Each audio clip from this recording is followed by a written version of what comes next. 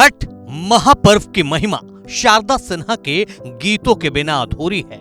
उनके सुर बिखरते हैं तो पता चल जाता है कि छठ महापर्व आ चुका है। न जाने कितनी पीढ़ियां शारदा सिन्हा के छठ के गीतों को सुनकर बड़ी हुई हैं।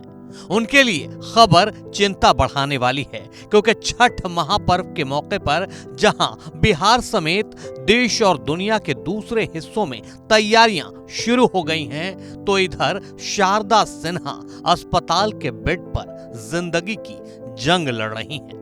ये मंगलवार सुबह की तस्वीरें हैं। दिल्ली के एम्स में बेड पर लेटी हैं, वेंटिलेटर पर मुश्किल से सांस लेने की कोशिश कर रही हैं। शारदा सिन्हा के ऑफिशियल एक्स हैंडल से उनके बेटे अंशुमान सिन्हा ने यह वीडियो शेयर किया है। 32 सेकंड के इस वीडियो को देखकर अंदाजा तो जरूर हो गया होगा कि छठ पर्व के मौके पर ही शारदा सिन्हा मुश्किल दौर से गुजर रही हैं।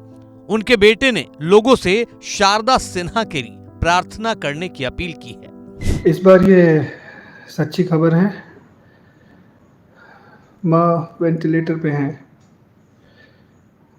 अभी मैंने कंसेंट साइन किया है। अब प्रार्थना जारी रखिए। बहुत बड़ी लड़ाई में माँ जा चुकी हैं और मुश्किल है, काफ़ी मुश्किल है। इस बार काफ़ी मुश्किल है। बस यही प्रार्थना कीजिए कि वो लड़के बाहर आ सकें। ये रियल अपडेट है। अभी उनसे मिल के आया हूँ। छठी माँ कृपा करें। हम सब यही प्रार्थना कर रहे हैं कि माँ बच जाए, किसी तरह उनकी जान बचा ली जाए।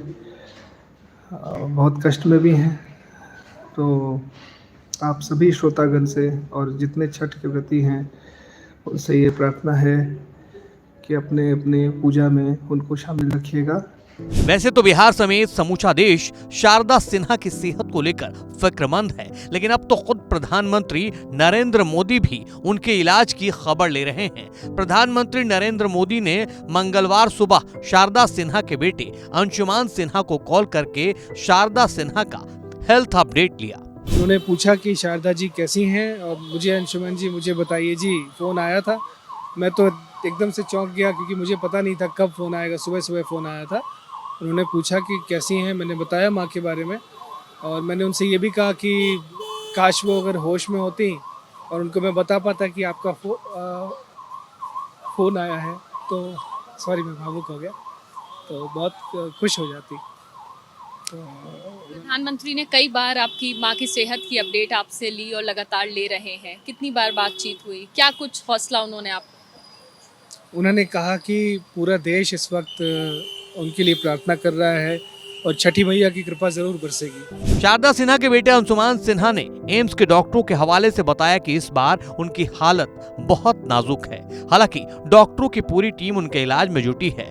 कब कैसे हालत बिगड़ी, ये शारदा सिन्हा के बेटे की जुबानी ही सुनिए। डॉक्टर्स ने कहा है ये बहुत कठिन घड़ी है, बहुत मुश्किल घड़ी है और प्रार्थना जारी रहनी चाहिए, क्योंकि अब सिर्फ दवा नहीं, दुआ की भी ज़रूरत है।